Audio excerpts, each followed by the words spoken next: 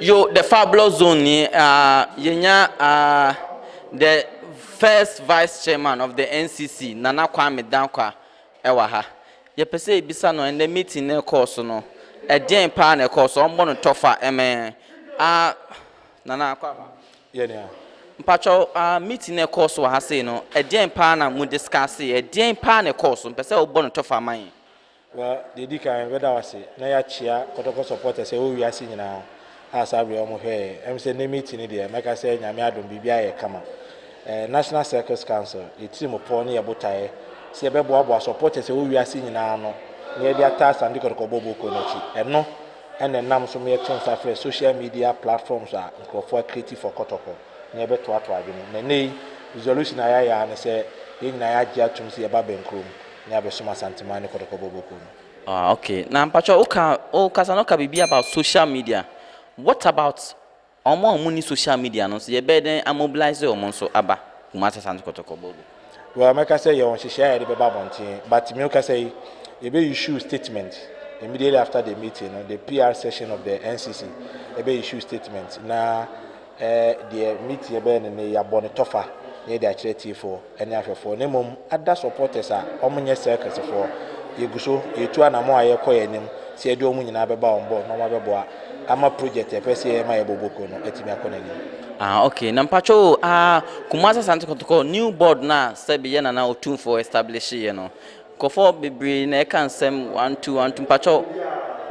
New board, no, expectations of the new board, no, anything in relation to the supporters mobilization, no? New board, no, how can they also contribute to the supporters mobilization?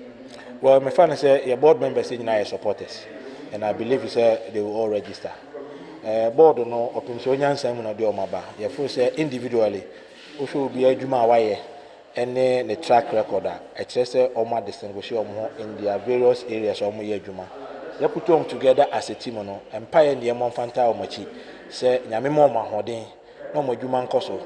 Nanipa o adwumufan tafache na utimi ye niema fatamani wie peyo enti board no be hia support o se bompa eta o machi na bibie si o mani su bia no yenso so yeta o machi as supporters na at the end of the day Kotoko Bobo ko ntimi fan ntoma perfect ayo mpacho ye beja omo akono aba Kumasa Santo ko say Nansian League no ma cancel but almost Kotoko and I'm say last year you representing Ghana and Nyansan representing the CAF Champions League no Mpacho Kotoko sika semune supporters fitness and are we ready to participate and now what dream say who say should we participate in Africa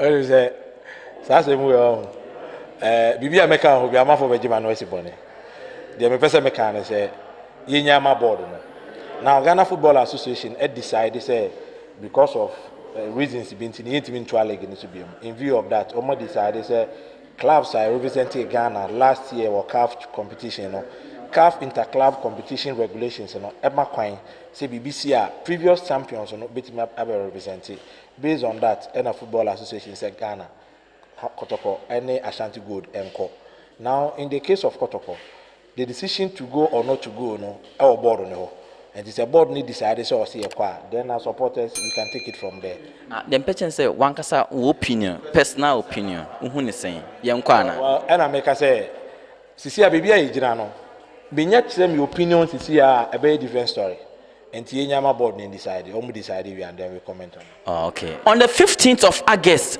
big game be also California United States of America Kumasi Asante Kotoko supporters versus Accra House of Folk supporters omudi be see ni California on the 15th of August nansem pi na akwa Mose Kotoko ne has nye hia say Kim set a big game enti bajo asembe na wo ka kire omo akwa represent Kotoko no oh so supporters see a kind of baby na omudi organize you ho I think it's a good thing but the point is that Mijidi is a see the bobo adomano e the amasanto Kotoko ya the papa Kotoko ne has yini agru bia we bia yedi it is supporters kwa posi akan me mpa ebo se de inde bia no eta omachi honhom ni sunsumo e bon pa ata omachi say they should go out there and deliver they should not go and disgrace us I say tafache Bema wakosha them now representing Bema in our wiase. Men could go when until they should go out there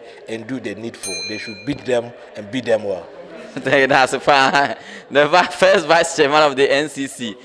Nana Kwame Dankwa and then Chin Komono. I hired the fabulous in for Porcupines by Porcupines.